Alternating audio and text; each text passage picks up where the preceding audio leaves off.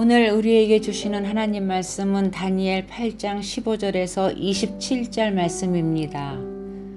나 다니엘이 이 환상을 보고 그 뜻을 알고자 할 때에 사람 모양 같은 것이 내 앞에 섰고 내가 들은즉 을레강 두 언덕 사이에서 사람의 목소리가 있어 외쳐 이르되 가브리엘아 이 환상을 이 사람에게 깨닫게 하라 하더니 그가 내 선 곳으로 나왔는데 그가 나올 때에 내가 두려워서 얼굴을 땅에 대고 엎드리매 그가 내게 이르되 인자야 깨달아 알라 이 환상은 정한 때 끝에 관한 것이니라. 그가 내게 말할 때에 내가 얼굴을 땅에 대고 엎드려 깊이 잠들매 그가 나를 어루만져서 일으켜 세우며 이르되 진노하시는 때가 마친 후에 될 일을 내가 네게 알게 하리니 이 환상은 정한 때 끝에 관한 것임이라. 내가 본 바 두 뿔 가진 숫 양은 곧 메대와 바사 왕들이요 털이 많은 숫 염소는 곧 헬라 왕이요 그의 두 눈 사이에 있는 큰 뿔은 곧 그 첫째 왕이요 이 뿔이 꺾이고 그 대신에 네 뿔이 났은즉 그 나라 가운데에서 네 나라가 일어나되 그의 권세만 못하리라. 이 네 나라 마지막 때에 반역자들이 가득할 즈음에 한 왕이 일어나리니 그 얼굴은 뻔뻔하며 속임수에 능하며 그 권세가 강할 것이나 자기의 힘으로 말미암은 것이 아니며 그가 장차 놀랍게 파괴 행위를 하고 자의로 행하여 형통하며 강한 자들과 거룩한 백성을 멸하리라. 그가 꾀를 베풀어 제 손으로 속임수를 행하고 마음에 스스로 큰 체하며 또 평화로운 때에 많은 무리를 멸하며 또 스스로 서서 만왕의 왕을 대적할 것이나 그가 사람의 손으로 말미암지 아니하고 깨지리라. 이미 말한 바 주야에 대한 환상은 확실하니 너는 그 환상을 간직하라. 이는 여러 날 후의 일임이라 하더라. 이에 나 다니엘이 지쳐서 여러 날 앓다가 일어나서 왕의 일을 보았느니라.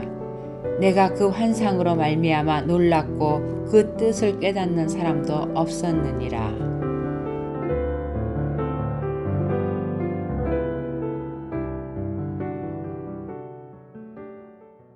오늘 본문 8장 15절입니다.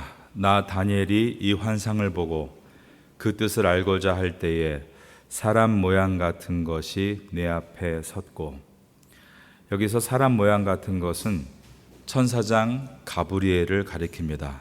16절입니다. 내가 들은즉 을레강 두 언덕 사이에서 사람의 목소리가 있어 외쳐 이르되 가브리엘아 이 환상을 이 사람에게 깨닫게 하라 하더니, 15절은 가브리엘이 분명하다는 것을 강조하는 것으로서 가브리엘은 강한 사람이라는 뜻인 가베르와 하나님이라는 뜻인 엘의 합성어입니다. 다니엘이 가브리엘을 보며 사람의 모양이라고 하고 그 앞에서 떨고 있는 것은 강한 하나님의 사람 가베르 엘을 설명하고 있는 것입니다. 17절 말씀입니다. 그가 내게 선 곳으로 나왔는데 그가 나올 때에 내가 두려워서 얼굴을 땅에 대고 엎드리매 그가 내게 이르되 인자야 깨달아 알라 이 환상은 정한 때 끝에 관한 것이니라. 하나님의 천사장 가브리엘은 하나님의 메시지를 전달하는 임무를 맡고 있습니다. 대표적인 예로 누가복음 1장을 보면 제사장 사가랴와 엘리사벳 노 부부에게 하나님께서 아들을 주실 것이다. 그 이름을 요한이라 하라 라고 하나님의 메시지를 전달한 이가 가브리엘이었고, 6개월 후에 동정녀 마리아에게 나타나서 내가 잉태하여 아들을 낳을 것이니 그 이름을 예수라 하라 라고 하나님의 메시지를 전달한 이도 가브리엘이었습니다. 이 가브리엘이 지금 다니엘에게 나타나고 있고 그 위험이 얼마나 큰지 다니엘은 얼굴을 땅에 대고 엎드렸고 정신까지 잃고 말았습니다. 18절 말씀입니다.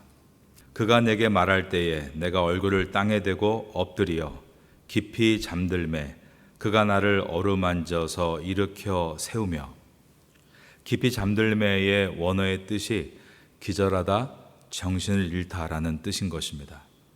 이제 19절입니다. 저를 따라해 보겠습니다. 이르되 진노하시는 때가 마친 후에.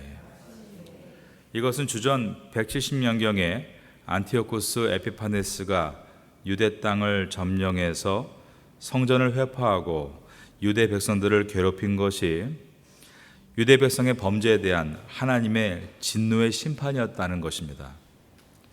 성경은 페르시아 이후에 그리스의 지배를 받는 내용이 아예 들어있지 않습니다.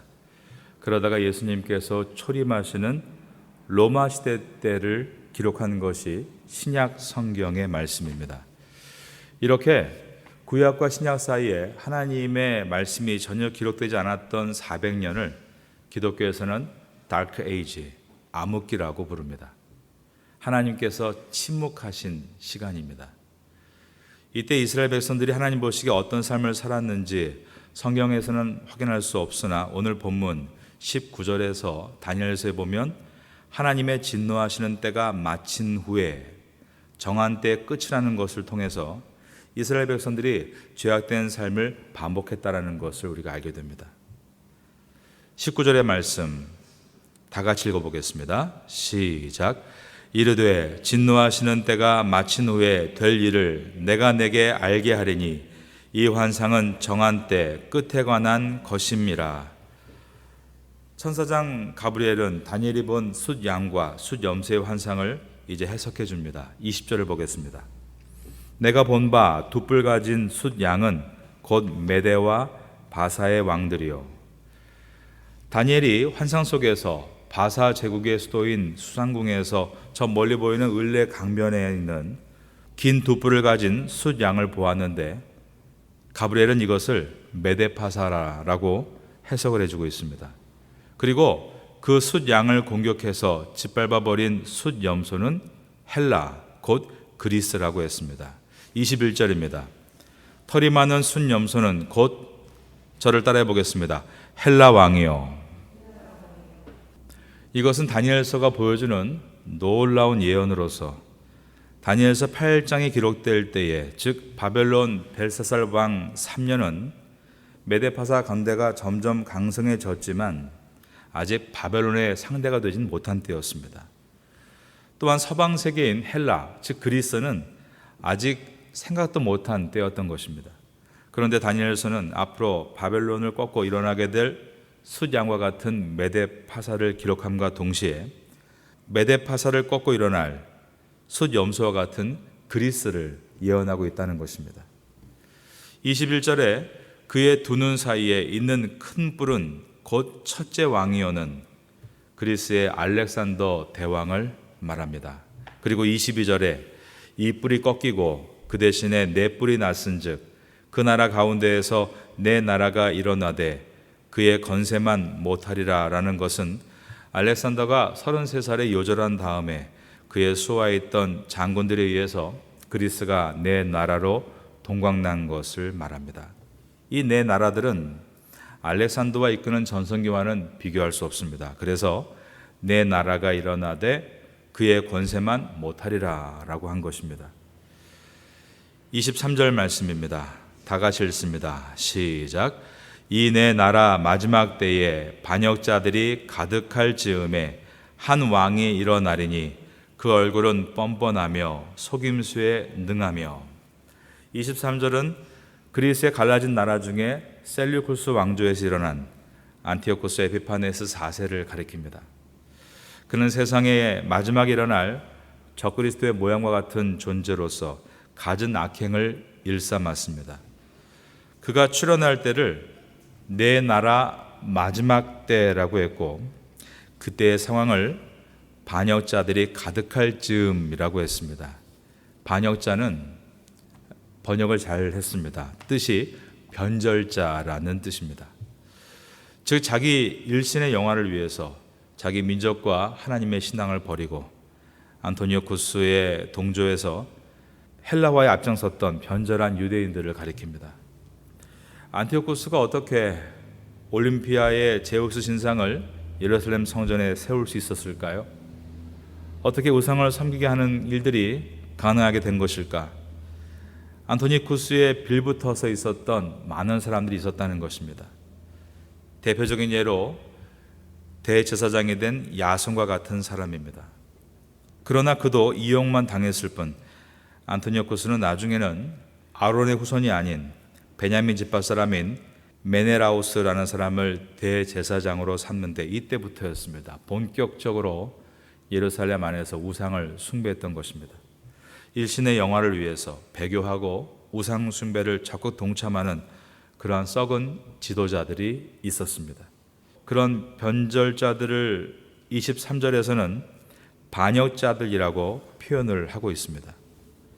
반역자들이 가득할 즈음에 적그리스도의 모형과 같은 안티오쿠스 에피파네스가 일어난 이 사실은 오늘날 세상이 점점 바른 신앙을 저버리고 세속화되고 점점 악해지는 것을 우리가 보고 있다면 이것은 앞으로 적그리스도가 나타나기 좋은 토양이 되고 있다는 것을 우리는 우려해야 합니다. 23절에 적그리스도의 특징을 뻔뻔하고 속임수에 능하다라고 했습니다. 여러분, 우리는 참되고 순수한 신앙을 잘 지켜나가고 뻔뻔해지지 않기를 바랍니다. 잘못은 잘못으로 인정하고 고쳐나가면 좋겠습니다. 속임수에 능하지 말고 작은 것도 정직하게 처리해 나가는 성도가 될 수 있기를 바랍니다. 24절입니다. 그 권세가 강할 것이나 자기의 힘으로 말미암은 것이 아니며 그가 장차 놀랍게 파괴 행위를 하고 자의로 행하여 형통하며 강한 자들과 거룩한 백성을 멸하리라. 다니엘서 7장에서 넷째 나라에서 일어나는 작은 뿔 적그리스도가 성도와 싸워서 이길 것이다 라고 했습니다. 그런데 오늘 본문 다니엘서 8장에서는 적그리스도의 모형과 같은 안티오쿠스 에피파네스도 거룩한 백성과 싸워서 이긴다라고 하고 있습니다. 그러나 8장 24절은 그 힘이 자기 힘으로 말미암은 것이 아니다라는 힌트를 통해서, 그러나 그 모든 역사의 상황을 주관하시는 분은 오직 하나님이심을 보여주고 있습니다. 그러므로 하나님은 어려운 시대 가운데, 불과 같은 시대, 사자굴과 같은 구덩이 속에서도 성도의 순결과 인내를 요구하고 계십니다.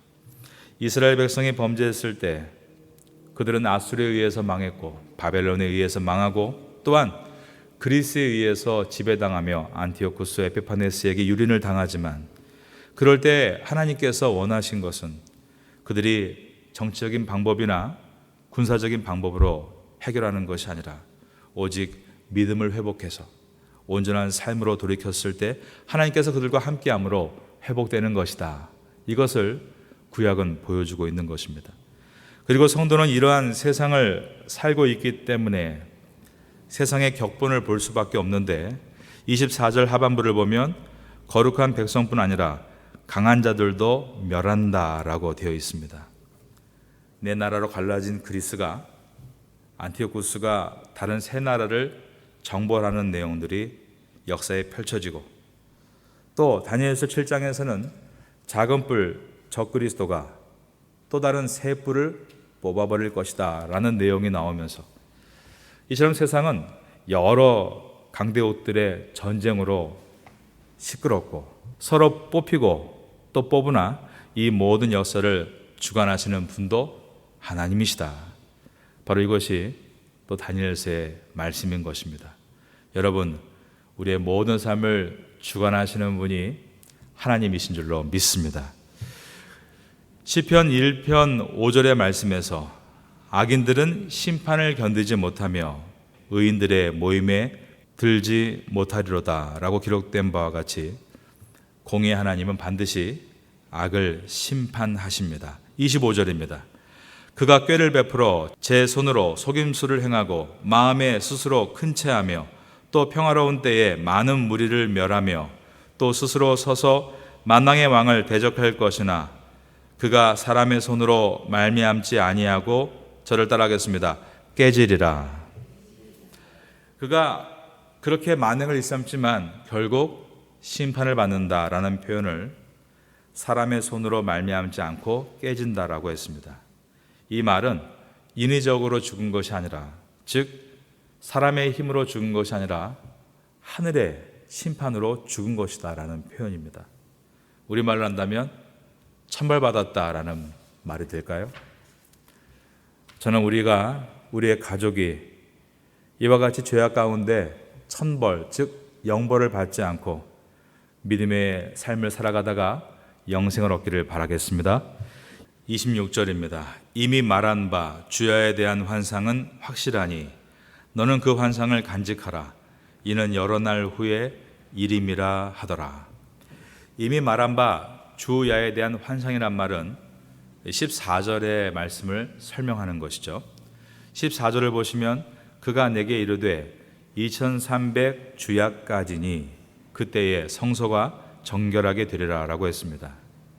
이미 말한 바 주야에 대한 환상은 확실하니, 이것은 안티오코스의 박해가 있었지만 약속대로 2300일 후에 반드시 회복되었던 것처럼 성도에게는 환난이 있지만 잘 인내하고 기다린다면 반드시 끝은 온다라는 약속입니다.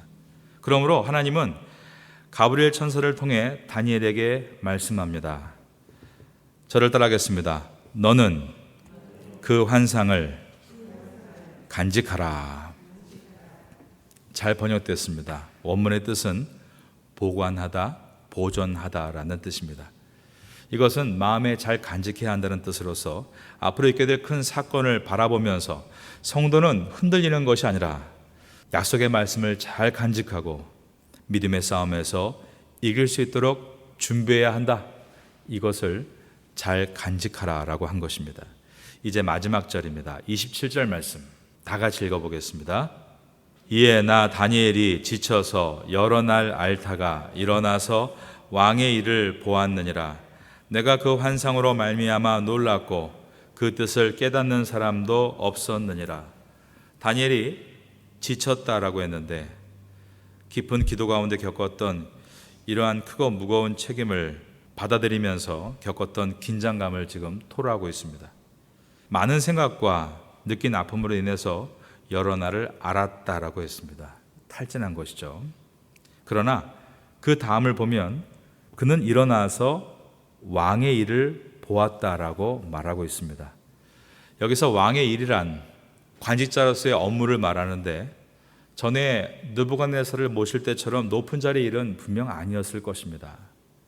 벨사살 3년에 중앙의 관직이 아닌 변방의 일들을 맡고 있었을 것입니다. 그러나 그는 항상 자신에게 맡겨진 일들을 충실히 하고 있었다는 것을 보여줍니다. 나 다니엘이 지쳐서 여러 날 앓다가 일어나서 왕의 일을 보았느니라. 이것이 중요합니다.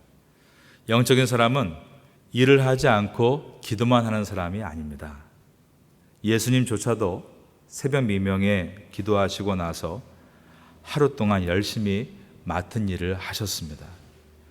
각자의 자리에서 맡은 바 일을 충성스럽게 감당하고 말꾼이 아니라 일꾼이 되고 오늘도 이 은혜를 가지고 살아가시는 우리 모두가 될 수 있기를 예수님의 이름으로 축원합니다.